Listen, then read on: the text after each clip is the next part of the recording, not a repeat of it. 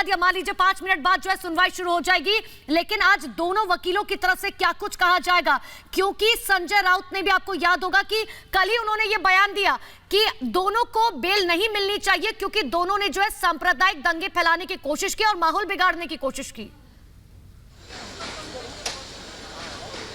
बिल्कुल अनुपमा, आप ठीक कह रही हो। देखिए, पॉलिटिकल वेंडेटा से जुड़ा ये पूरा मामला है। ऐसे में बार बार ये दलील भी दी जा रही। पुलिस ने भी अपने से में, मुंबई पुलिस ने जो अपना से दाखिल कल किया उसमें ये कहा है कि ये कहीं ना कहीं सौहार्द की जो वातावरण महाराष्ट्र में है उसे बिगाड़ना चाहते थे। इनका इरादा था सरकार को अनस्टेबल करने का, अनियंत्रित करने का। ये बात से में कही गई और तमाम उन केसेस का जिक्र किया गया जो राणा दंपत्ति पर दर्ज है। 6 केसेस देखिए नवनीत राणा और रवि राणा पर दर्ज है। कुल 17 केसेस का यहाँ जिक्र किया गया, ये जानकारी जो मिल रही है। और साथ ही नवनीत राणा के जाली दस्तावेजों का भी जिक्र किया गया कि उन्होंने एक जाली सर्टिफिकेट पेश किया। इसके अलावा तमाम जो क्लिपिंग्स हैं जिसमें उनके बयान हैं, जिसमें नवनीत राणा ये दोहरा रही है कि वो हनुमान चालीसा का पाठ मातोश्री के बाहर करेंगी, ये बातें भी कही गई हैं। तो इसको लेकर जिरा शुरू होगी। देखिए, आबाद पोंडा और रिजवान मर्चेंट अंदर पहुंच चुके हैं। पब्लिक प्रोसिक्यूटर खराट का भी इंतजार किया जा रहा है। प्रदीप खराट अभी तक पहुंचे नहीं है। कल भी वो देर से पहुंचे थे, अभी फिलहाल पहुंचे नहीं है। लेकिन प्रोसीडिंग्स कभी भी शुरू हो सकती है, जिरा कभी भी शुरू हो सकती है। जिरा लंबी भी खींच सकती है, 5 बजे तक भी इसे खींचा जा सकता है, क्योंकि सीधे सीधे पब्लिक प्रोसिक्यूटर का ये एम होगा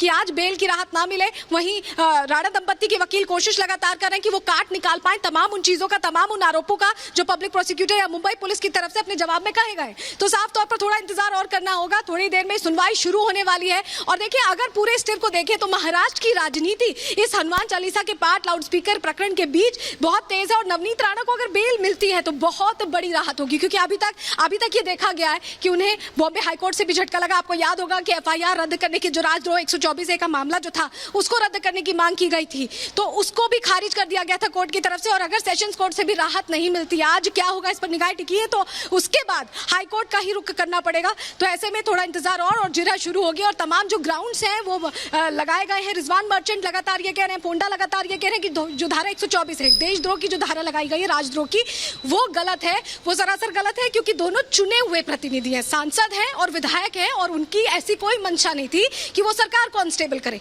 ये बात कही गई रिजवान मर्चेंट और पोंडा की तरफ से कल भी, और आज भी जब जिरा होगी तो इसी बात को लेकर होगी, इन तमाम धाराओं को लेकर होगी जो धाराएं लगाई गई हैं। और देखिए, अगर बात करें नवनीत राणा की, तो जब पूरा स्टिर पैदा हुआ था, आपको याद होगा जिस दिन उनकी तरफ से ऐलान किया गया था, वो मातोश्री पहुंची भी नहीं थी। उससे पहले उन्हें गिरफ्तार कर लिया गया था। तो इसको लेकर वो कहा जा रहा है राणा दंपत्ति के वकील की तरफ से कि उनको इन रिटर्न ये जानकारी नहीं दी गई थी, उनको नहीं बताया गया था। देखिए, 2 एफआईआर दर्ज हुई हैं।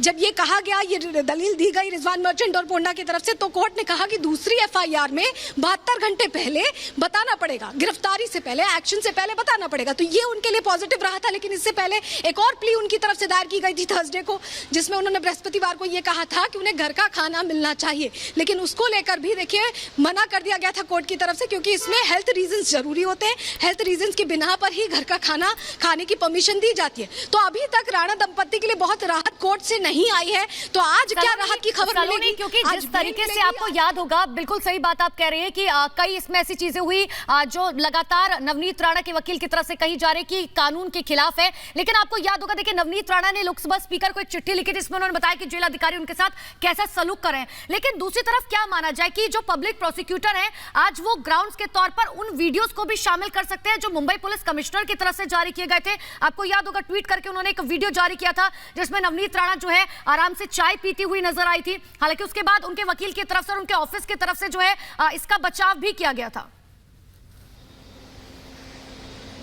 बचाव किया गया था और ये कहा गया था अनुपमा कि ये दरअसल खार पुलिस स्टेशन का वीडियो है और सांता क्रूज में उन्हें जो रखा गया था, सांता क्रूज में उनके साथ बदसलूकी की गई थी, दुर्व्यवहार किया गया था। और उसको लेकर उन्होंने लोकसभा अध्यक्ष को चिट्ठी लिखी थी, जिसके बाद एक रिपोर्ट मांगी गई थी महाराष्ट्र सरकार से। डीजीपी ने एक रिपोर्ट तैयार करके सबमिट भी की है। और सबसे बड़ी बात यह है, देखिए, संजय पांडे जो महाराष्ट्र पुलिस कमिश्नर है, उनकी तरफ से जो विजुअल जारी किया गया था उसको लेकर राणा दंपत्ति के वकील ने साफ कर दिया था कि वो उम्मीद कर रहे हैं कि अब जो है, क्योंकि क्योंकि संजय पांडे विजुअल जारी कर रहे हैं महाराष्ट्र के पुलिस कमिश्नर, तो वो ये भी करें कि सांता क्रूज स्टेशन की फुटेज है जिसको लेकर आरोप लगाए गए थे नवनीत राणा की तरफ से, वो फुटेज उनकी तरफ से जारी की जाए। तो ये तमाम जो राजनीति का दौर है ये भी देखने को मिला। महाराष्ट्र पुलिस कमिश्नर ने भी वीडियो जारी किया गया, उनकी तरफ से भी जारी किया गया, तो ये दुर्व्यवहार के आरोप लगाती रही है। इसके अलावा इन्होंने बृहस्पतिवार को, जैसा कि मैंने आपको बताया कि उन्होंने घर के खाने के लिए एक अर्जी दाखिल की थी, उस पर भी झटका उन्हें लगा क्योंकि ये कहा गया कि हेल्थ ग्राउंड्स पर ही इसे अलाउ किया जा सकता है अमूमन।